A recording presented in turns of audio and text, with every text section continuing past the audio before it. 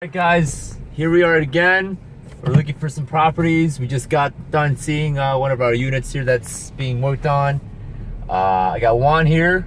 Say hello, Juan. What's up, everybody? Yeah, so Juan's doing me a huge favor holding the camera, but he and I are actually looking for deals together today. And the last time I did this was actually last year. It's kind of funny because the last year when I did this video, something like this, we had an overcast sky. Same thing today, we have an overcast sky. So it must be one of those things that if we're gonna film, we're stuck with having overcast skies. But anyhow, we're gonna look for some apartments. Actually, we have an offer on these two, so we just placed an offer on those properties. We're still working out the details and the terms, but hopefully we'll have it said and done by next month. A lot of these take a long time, but here's another apartment we thought about buying.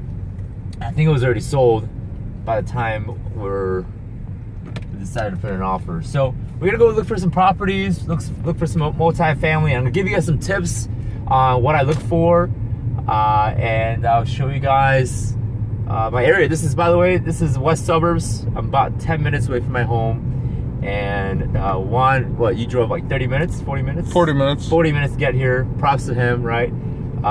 So I'm gonna show you guys my area that I typically buy. I will tell you it's not Cook County.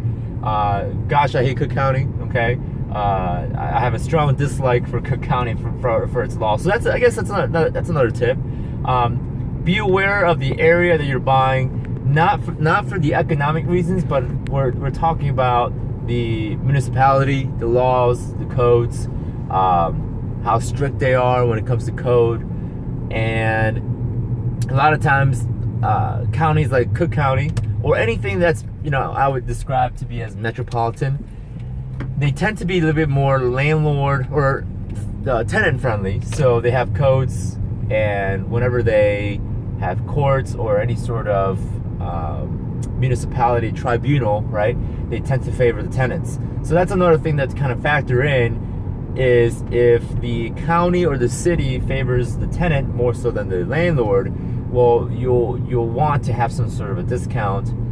We actually looked at that property. We just drove by it before, which I don't have a whole lot of good things to say. Okay, but it's a property. But yeah, as I was saying, you want to kind of look at the area, also from the economic standpoint, right, the market. But you also want to look at the standpoint of, is the city/county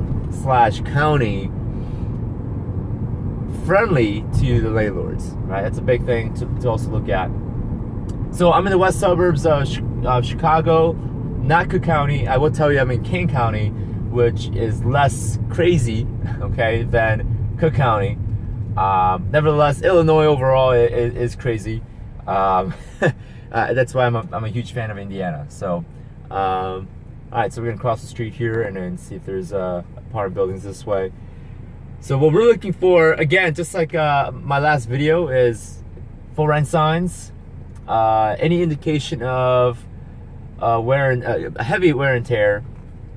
I'm also looking for bad looking properties in good neighborhoods, right? If I see anything that is worn down, needs maintenance, in an area where typically a lot of the buildings have good maintenance, right, they've been maintained well, that's actually a good sign that the landlord or the owner is ready to give up, right? Is done doing their owner thing. So here's our police station, which looks like a castle sometimes. Yeah, right here. So yeah, I'm looking for properties that needs either heavy maintenance. Okay. Now I'm also looking for multifamily, but at the same time, I'm not gonna deny, or I'm not gonna turn down. If it's a single family, I won't turn it down. Typically, I wanna work with multifamily, but if there's opportunities, you gotta take a look at it and see if there's any money to be made. One of my good mentors told me an investor should be able to make money no matter what market it is, and no matter what condition the market's in. So let me right here. So yeah, Juan, show them the type of properties, right? This is typical Midwestern property. That's nice. Must have been a new construction. So I'm in the east side of the neighborhood. Okay.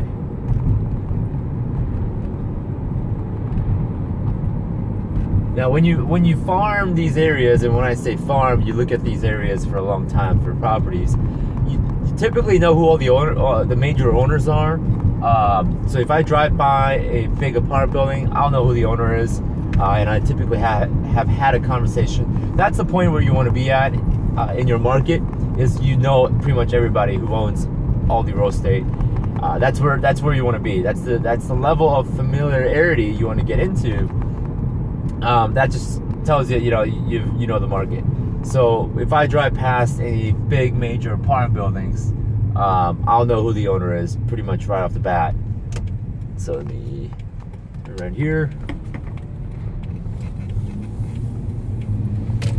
So we're pretty much going in a circle just to look for property. Now this is something called driving for dollar, and I used to do this a lot when I first got started with my career in real estate investing, and it's a lot of legwork. But today I have a couple people that are doing this for me, and I pay them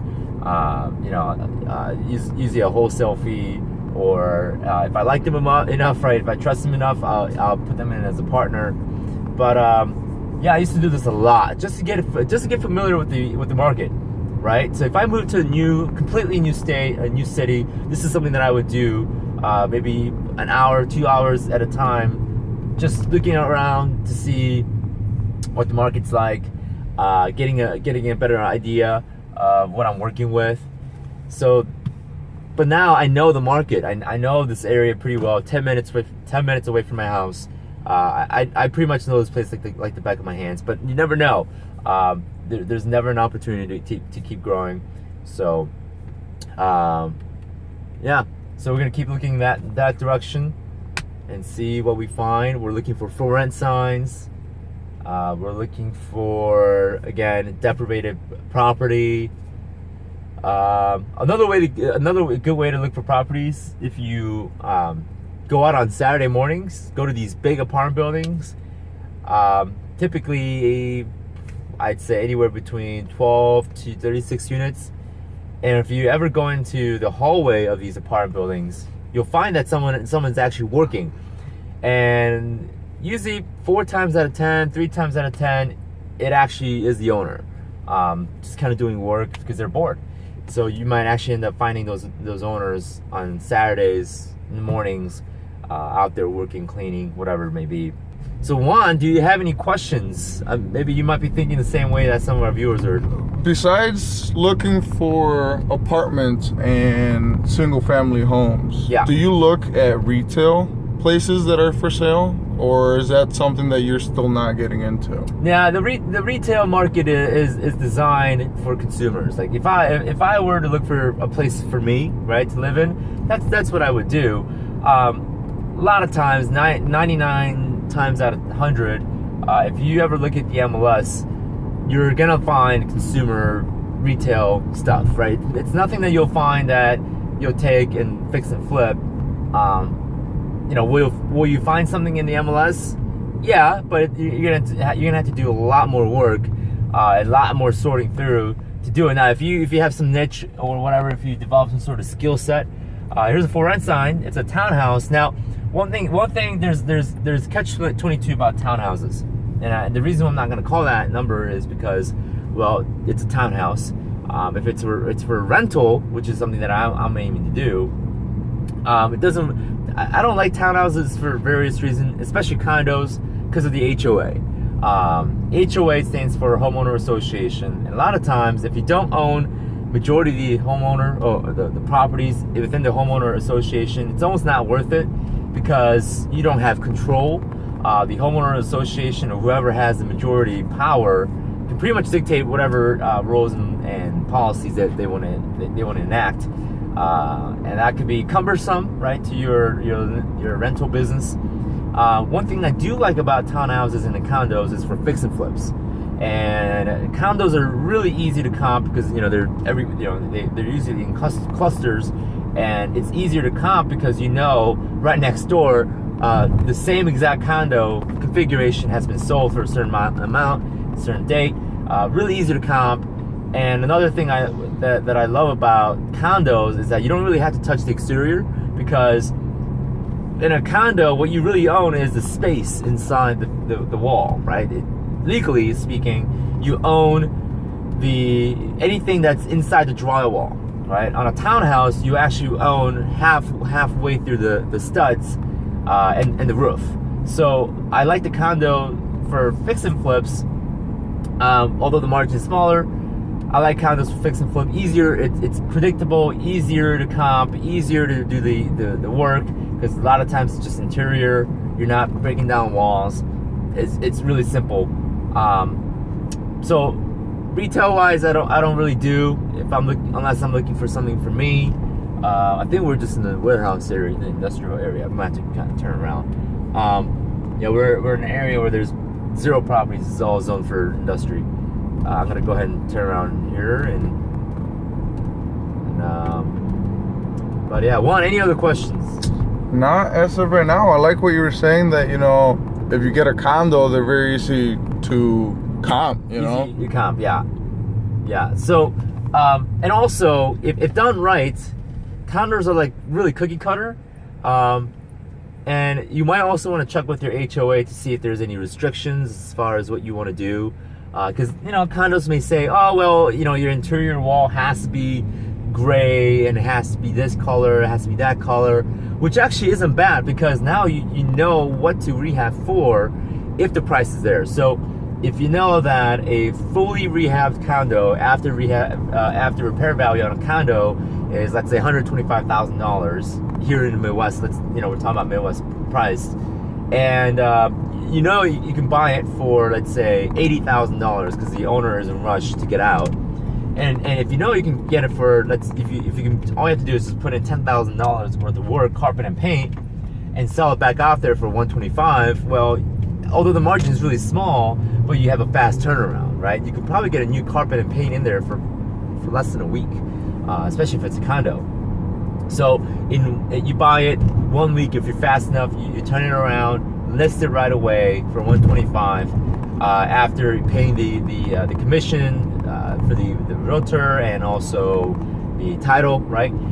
You may just walk away with $15,000, $20,000 of profit, and those are the flips that I like. I don't like doing the whole tear downs and gutting the walls. I'm not a big fan of that, because you run into a lot of risk of if you tear down a wall, you may find a problem. And automatically, when you break down drywall, it's going to cost you a significant amount to put the drywall back together, because labor on drywall is typically really, really high.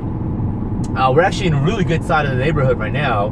This is still the same town, but this is actually more of a retail market. Now, the reason why I say it's a retail market is I'm seeing a lot of A+ buildings, even apartment buildings, right? So one, you can kind of pan out and show them the area. It's a really nice area. It's very suburbia, right? I mean, you can even tell from the commercial buildings right there that this is some really nice, like right there. This is all commercial, right? It's really, really nice. So it tells me that this is more of an A+ consumer retail market, not really designed for rental. And if it is for rental, then we're talking about A+, B+ type of deal, which a lot of times with A+ apartments or A+ of rentals, you're gonna pay premium dollars, right? Especially if you're buying apartments that are A+, A range, you're gonna end up paying anywhere between 3 to 5% cap rate, right? Which is expensive. So that's something that you may want to consider if you're buying apartments in these type of areas where it's super duper nice, right? Like stuff out there, looks super nice. Just expect that you're gonna pay more, but you're gonna have a lot more stable tenants. Your tenant base is gonna be different. You're gonna have more of a quote unquote higher class tenants that obviously going to pay more for rent, that have higher end jobs, right? White collar jobs, as they say.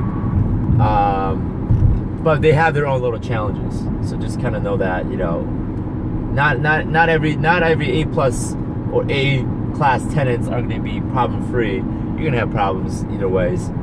Just different types of problems, right? That's something you got to look at. And you kind of have to understand about your own self is, do I want to work with A plus markets, or do I want to work with C or D plus markets, right? I've rarely met anyone who wants to work with F minus, right? You're talking about maybe tiki huts and tents, okay? I rarely meet people who want to work with those kinds of deals, and so you want to stick with it. So if it's an F minus property in a C plus area, that might be a good opportunity to take that F minus property and turn it into a C plus property. Okay, I'm gonna go back towards where we came from, which is more of a rental market. There we go. So yeah, just driving around, looking at properties is going to be a huge benefactor to you. You're gonna have an edge. That's why I'm not really a fan of this whole idea of virtual wholesaling. Is there money to be made there? Yes, but you know, me having a knowledge and, you know, the marketplace that I farm out of, you know, there's a special edge, right? I'm gonna be more competitive, and I can make more money than some of these quote unquote virtual wholesalers, because I know the area, I know where to look at, right? I know the specific blocks or specific streets that I know that most people won't know about that certain area. You know, I know all the gold mines in the area that if I buy certain properties in that street, I know I'm going to do really well. Do you ever look for lots of land to build on, or not so much? I would have last year or 2 years ago. Mm-hmm. The reason why I say that, it has to do with timing. Right now, and this is just my opinion and based on my observation, it's not, you know, like set in stone or anything. But right now, I think we're at a verge of a potential market crash. A year from now or 2 years from now, nobody knows. But if I believe that the market crashes next year and I build now, buying land, I'm gonna have a very weak chance, a weak opportunity a year from now if I need to sell the property, right? So, you know, I buy now while real estate is super high. You know, I almost get that delay effect. I build a property, whether it's a single family or apartment, a 2-unit, 4-unit, a 10-unit, and by the time I'm done and I'm ready to sell that particular building, if the market crashes, and I'm going to be holding on to something that's going to be worthless. Now, there might be something to be said about maybe building like a 12-unit or a 24-unit and strictly rent it out and build for cash flow. There's you know, even if the market crashes, the rental market is going to be still it's going to be relatively strong. So I'm not worried about that aspect. But if I'm building, let's say, a single family, and my intent is to sell it because the cost of construction is lower than the value of the real estate, then yeah, I'll do it. But I would have done it last year, right? Knowing that the timing of things, right?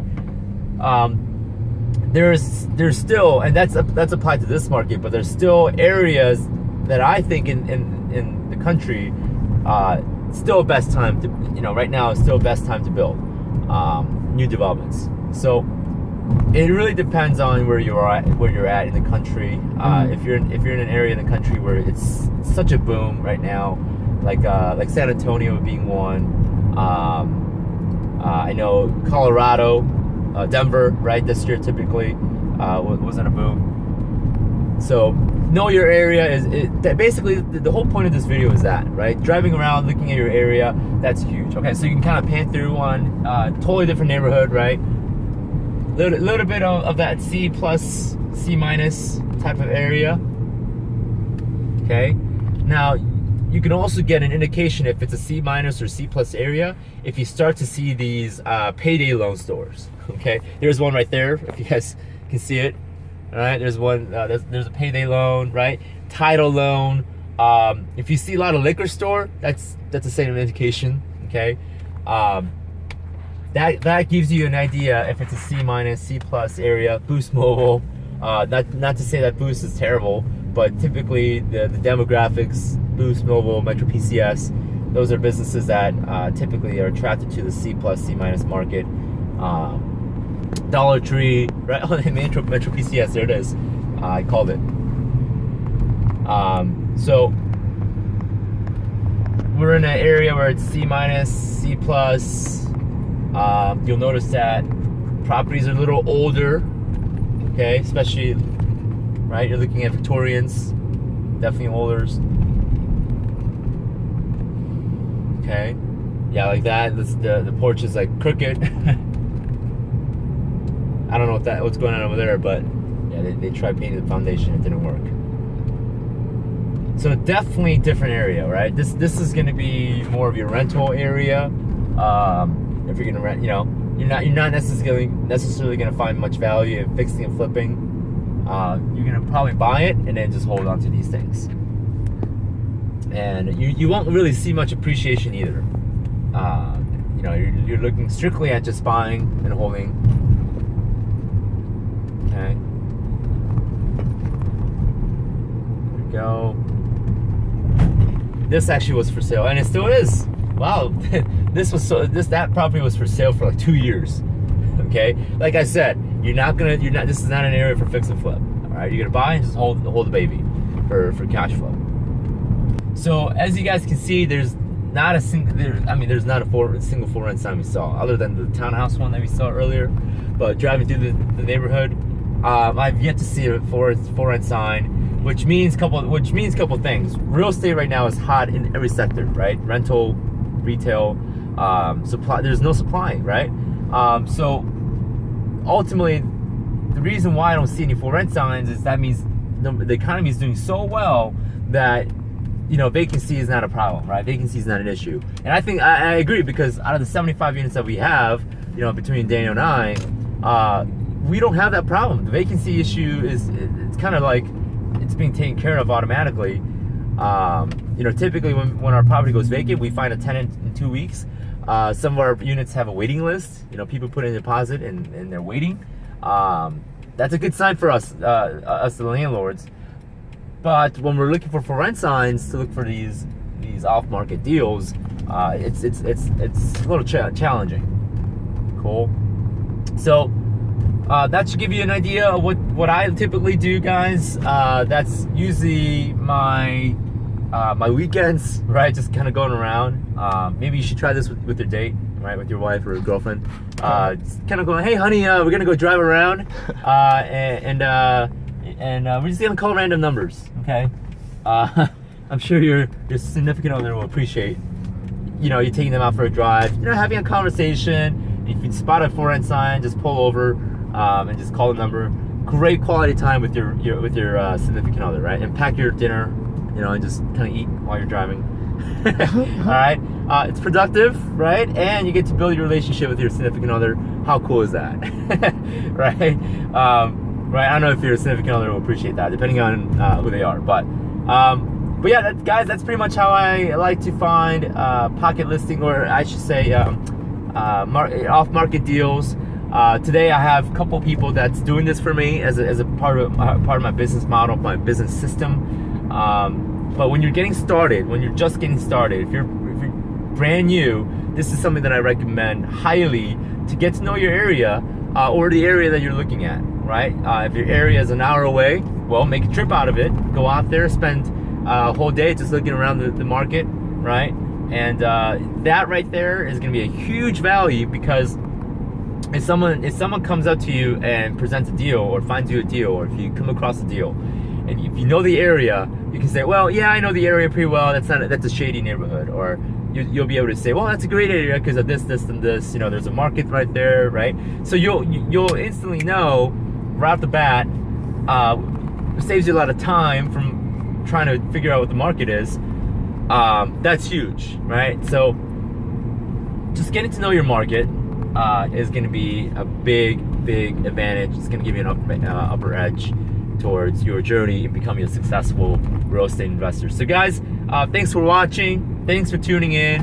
Juan and I are going to continue looking for properties, and if we find anything, we'll let you know. We'll do a little follow-up video. But for now, that's what we got, and I hope this video was helpful. So stay tuned. I'll see you guys next time. Well, hello there. You made it to the end of this video, which means you loved the video, you liked what you saw. If you want to see more awesome real estate investing videos and podcasts in the future, be sure to subscribe to our YouTube channel and hit the bell icon to get more notification about our next videos.